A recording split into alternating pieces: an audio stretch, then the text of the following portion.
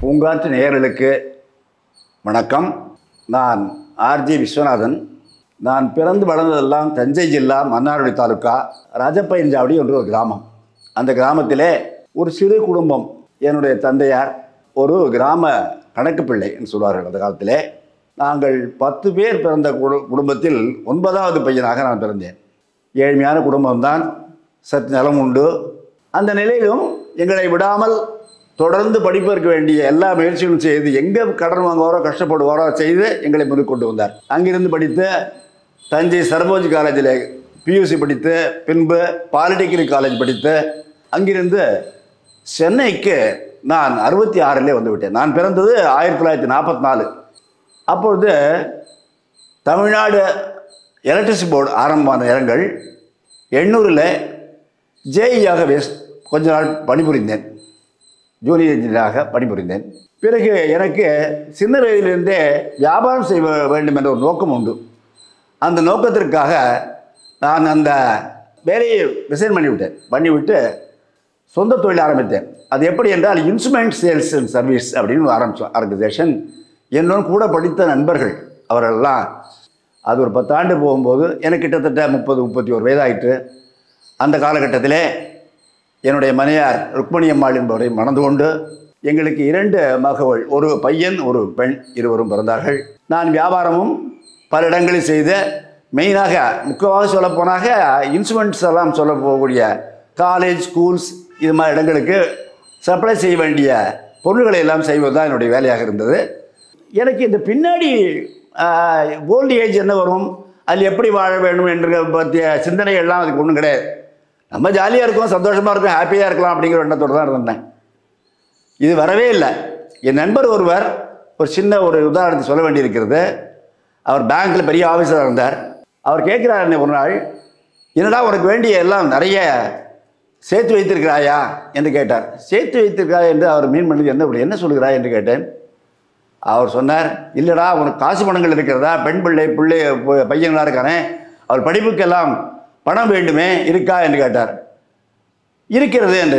அப்படியா அப்படின்னார். ஆமாம். எப்படி சொல்லுகிறாய் அப்படின்னார். அந்த சமயத்தில் என்னிடம் பணம் இல்லை. நான் நண்பர்களை சேர்த்திருக்கேன் என்று சொன்னேன். நண்பர்களை சேர்த்திருக்கேன்னு சொன்னேன். ஸோ நண்பர்கள்தான் எனக்கு முதலீடு என்பது அன்றே நான் தீர்மானித்தேன். அவர்கள் என்னை காப்பாற்றுவார்கள், என் முதுமையிலும் என்னை காப்பாற்றுவார்கள் என்ற ஒரு நம்பிக்கை எனக்கு அந்த க்ஷணமே வந்தது. நான் சொல்வது கிட்டத்தட்ட ஒரு 40 ஆண்டுகளுக்கு முன்னால். இப்பொழுது எனக்கு வயது 80 ஆகிறது. ஆகவே அதுபோல் நிறைய நண்பர்களை சேர்த்து கொண்டே வந்ததனால் எனக்கு எப்பொழுதுமே நான் அவரோட பிஸியாக இருப்பேன், அவரோட போயிட்டு இருப்பேன்.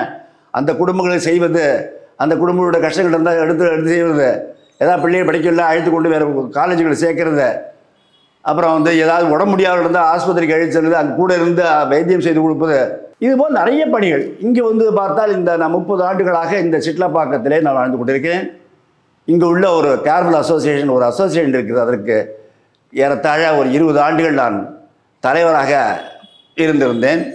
அந்த காலகட்டத்திலே இங்கிருந்து சிறு பார்க்கு என்று கொடுத்திருப்பார்கள். அதெல்லாம் டெவலப் ஆகாமல் இருந்த காலத்திலே அதெல்லாம் டெவலப் செய்து ஒற்றுமையுடன் வீடு வீடாக சென்று நோட்டீஸ் கொடுப்போம், நண்பர்களே வாருங்கள் இந்த அசோசியேட்டுக்கு என்று. கஷ்டங்கள் வந்தால் எங்கெங்கே பிரச்சனைகள் இருக்கோ அந்த பிரச்சனைகளை எடுத்து செல்வோம், பஞ்சாயத்துக்கு கொண்டு சேர்த்து இது எப்படி செய்வது என்று. இப்பொழுது உள்ள சிட்லப்பாக்கத்தில் ஒரு பெரிய ஏரி ஒன்று இருக்கிறது, அதை பற்றி சொல்ல வேண்டியிருக்கிறது. நான் அந்த ஏரியில் குப்பை கொட்டி கடந்த நேரம் நாங்கள் வந்தபோது 90 பார்த்தா குப்பையாக கிடந்தது. அதை முன்னேற்றமாக கொண்டு வந்து இப்பொழுது பார்த்தீர்கள் என்றால் காலை வேளையிலும் சாயங்கால வேளையிலும் ஒரு 2000 பேர் 3000 பேர் நடந்து போயிட்டு இருக்காங்க, வாக்கிங் போயிட்டு இருக்காங்க. அந்த அளவுக்கு அருமையான தண்ணீரும் பஞ்சமில்லாமல் அழகாக நடந்து கொண்டிருக்கிற ஒரு ஏற்பாடு செய்வதற்கு நாங்கள் அசோசியேஷன் மூலமாக செய்த காரியங்கள் நிறைய. அதற்கு என்னுடைய பங்கும் ஓரளவுக்கு இருந்தது என்ன சொல்வேன், நான் முழுமையாக செய்யவில்லை. இதற்கு என்னுடைய நண்பர்கள் அனைவரும் உண்டு. இப்படி அருமையாக சென்று கொண்ட காலத்தில் 2021 போது என்னுடைய மனைவியார் இறைவனை சேர்ந்து விட்டார்கள். அப்பொழுது சற்று கொஞ்சம் நான் தளர்ந்தேன். என்னது நமக்கு இப்படி ஆகிவிட்டதே என்று. சற்று தான், அதிக நேரம் கூட இல்லை, பார்க்க போனால் அரை மணி நேரம் தான் சொல்லலாம். என்னுடைய மைத்துனர் என்னிடம் சொன்னார், ஏன்னா நீங்கள் ஆரம்பத்தில் இருக்கிறீர்களே, உங்களுக்கு என்ன, நீங்கள் தைரியமாக இருக்க வேண்டாமா என்று சொன்னார். உடனே அந்த அரை மணி நேரத்திலே நான் மனதை மாற்றிக்கொண்டு அந்த மெசேஜ் நானே அனுப்புகிறேன். இன்றைக்கு என் மனைவியாருடைய இறந்தத்தை மெசேஜ் மக்களுக்கெல்லாம் நானே அனுப்புகிறேன், நண்பர்களுக்கெல்லாம் அனுப்புகிறேன், உறவுகளுக்கெல்லாம் அனுப்புகிறேன். இது நடந்து முடிந்தது. ஸோ என் மனைவி இறந்த பிறகு அந்த ஓராண்டுக்கு பிறகு என் தனிமை என்ற ஒரு சில என்ன செய்வது நாம் இந்த மற்ற காலங்கள் என்று யோசிக்கும் பொழுது என்னுடைய குணாரிடம் ஒரு நாள் இரவு படுக்கையில் சென்றபோது பிரார்த்தனை செய்து படுத்தேன். எனக்கு எல்லா வேலையும் முடிந்து விட்டது. என் குழந்தைகள் தான் இருக்கிறார்கள். நான் எல்லா பணிகளும் சரியாக செய்து விட்டேன். எனக்கு எதுவுமே என் மனைவி கிடைத்த சுகமான வாழ்வு என்ன கிடைத்ததோ அது எனக்கும் கிடைக்க வேண்டும். நான் ஒரு இறைவனடி வந்து விடுகிறேன், என்னை அழைத்து செல்லுங்கள் என்று கேட்கிறேன். அதற்கு எனக்கு கனவிலே ஒரு மெசேஜ் வருகிறது. You propagate the mission, you got lot of work to do. It's a message, I got it. காலையில் எழுந்தவுடன் என்ன செய்வது என்று புரியவில்லை. என் நண்பர்களை அழைத்து அவரிடம் பேசும்போது அவர் சொன்னார்கள், இது ரொம்ப நாட்களாக நீங்கள் இந்த சகஜ மார்க்க என்ற மார்க்கத்திலே ஹார்ட்ஃபுல்னஸ் மெடிடேஷன் என்ற ஒரு அமைப்பை நாம் செய்து கொண்டிருக்கிறோம். அதை மக்களுக்கு எடுத்து சொல்லுங்களேன், அந்த பணி தான் உங்களுக்கு பேலன்ஸ் இருக்குது, அது செய்யுங்கள் என்று நண்பர்களெல்லாம் கூறினார்கள். இது எனக்கு ஒரு அருமையான ஒரு மனத்திற்கு தோன்றியது. 22 ஜனவரி மாதம் 7ஆம் தேதி ஒரு 20 பேரை பக்கத்தில் நண்பர்களை கூப்பிட்டு இந்த இதில் மார்க்கத்தினோட சிஸ்டம் என்ன, தியானம் எப்படி செய்வது என்பதை பற்றியெல்லாம் விரிவாக அவரிடம் எடுத்து சொன்னேன். சொன்று அவர்கள் தியானம் எடுத்துக்கொண்டார்கள். இப்படியாக வாரம் 10 பேர்களுக்கு ஃபோன் செய்வது என்று நடந்து இப்பொழுது கிட்டத்தட்ட 1.5 ஆண்டுகளாக ஒரு 150 பேர் இந்த குரூப்பில் சேர்ந்திருக்கார்கள். ஞாயிற்றுக்கிழமைகளிலே ஒரு 30 பேர் மெடிடேஷன் வருவார்கள். புதன்கிழமை சாயங்காலத்தில் பார்த்தா ஒரு 30 பேர் வருவார்கள். சனிக்கிழமையில் உண்டு. தினப்படியே யாராவது புதிதாக சேர்ந்து கொண்டே இருப்பார்கள். ஸோ இந்த ஒர்க்கு எனக்கு அதிகமாக வந்தவுடன் அது மேல் ஒரு பற்றுதல் எனக்கு வந்ததால் எனக்கு துணை அது ஆகிவிட்டது. ஸோ எனக்கு முதுமை என்பதே எனக்கு தெரியாமல் போகிற அளவுக்கு என்னை எல்லோரும் எனக்கு சின்ன பையன் போயிட்டு இருக்கான் பார் அப்படின்னு சொல்கிற அளவுக்கு எனக்கு ஒரு எந்தூசியாசம் வந்தாச்சு. ஸோ அதை அருமையாக செய்து கொண்டிருக்கிறேன். என்னுடைய பணிகள் காலையில் எழுந்தேன் என்றால் 4:30 எழுந்து விடுவேன். ஒரு 3/4 மணி நேரம் எக்ஸசைஸ் பண்ணுவேன், பாடி எக்ஸசைஸ். பிறகு 3/4 மணி நேரம் 1 மணி நேரம் தியானம் செய்வேன். பிறகு வெளியே சென்று ஒரு 1 மணி நேரம் வாக்கிங். முழுமையாக நான் வாக்கிங் என்று சொல்ல முடியாது, ஏனென்றால் பாதி வாக்கிங் பாதி டாக்கிங் தான் இருக்கும். அதில் அங்கு முதியவர்கள் வருவார்கள், நண்பர்கள் வருவார்கள், அவர்களெல்லாம் பேசிக் கொண்டிருக்கிறேன். இப்படியாக அழகாக சென்று கொண்டிருக்கிறது. என் உணவை பற்றி எனக்கு கவலை இல்லை. பக்கத்தில் என்னுடைய உறவினர் மைத்துனர் இருக்கிறார், அவர் பார்த்து கொள்கிறார். மற்றபடி பணிகள் செய்வதற்கு எனக்கு வேண்டிய நண்பர்கள் நிறைய, வீட்டு வேலை செய்வர்களும் சரி, கார் ஓட்டுபவர்கள், கொத்தனார்கள், எலக்ட்ரீஷியன்கள் எல்லோருமே எனக்கு மிகுந்த நண்பர்கள். சொல்ல போனால் இந்த சித்தப்பா ஏரியாவில் எனக்கு ஒரு 500 பேர் இருக்க வேண்டியிருக்கிறார் போது எனக்கு குறையே இல்லை என்பதுதான் என்னுடைய ஒரு கருத்தாக நான் சொல்ல விரும்புகிறேன். ஆக எல்லோருமே இது மாதிரி ஒரு எண்ணங்களை தான் எடுத்துக்கொள்ள வேண்டும். அதுபோல் மியூசிக்கில் தெரிஞ்சவர்கள் எல்லாம் எனக்கு நண்பர்கள். ப்ரோக்ராம்ஸ்லாம் நடக்கும், அதுக்கெல்லாம் போயிட்டே இருப்பீங்க.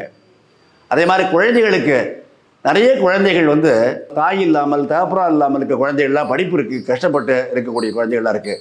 அதுக்கு விருட்சம் என்ற ஒரு குரூப் இருக்குது. அந்த குரூப்பிலே கிட்டத்தட்ட ஒரு 68 பேர் இருக்கோம் நாங்கள். அது வி ஆல் கான்ட்ரிபியூட். அதுக்கு உண்டான பணங்கள் கொடுத்து அந்த குழந்தைகளுக்கு படிப்பு செய்வதற்காக நிறைய செய்து கொண்டு இருக்கிறோம். அதுபோல் இன்னொன்று, சாயங்காலத்தில் கவர்மெண்ட் ஸ்கூலில் படிக்கிற குழந்தைகளுக்கு டியூஷனுக்கு போவதற்கு அவர்களுக்கு கிடைக்காது. அது ஒரு அமைப்பு, டியூஷன் சென்டர், கோச்சிங் சென்டர் என்ற ஒரு அமைப்பை ஏற்படுத்தி ஒரு 30 குழந்தைகளுக்கு அஸ்தினாபுரம் கவர்மெண்ட் ஸ்கூலில் மாலைகளில் ஸ்கூல் விட்ட பிறகு அந்த குழந்தைகளுக்கு சிறந்த ஆசிரியரை கொண்டு பாடங்களை நடத்தி வருகிறோம். இதற்கு உதவி செய்வதற்கு என்னுடைய நெருங்கிய நண்பர் ஒரு குமாரன் இருக்கிறார், அவருக்கு நண்பர் ஒருத்தர் இருக்கிறார். எல்லோருமே கோஆர்டினேட்டட் எஃபர்ட்ஸ் சொல்லுவார்கள்.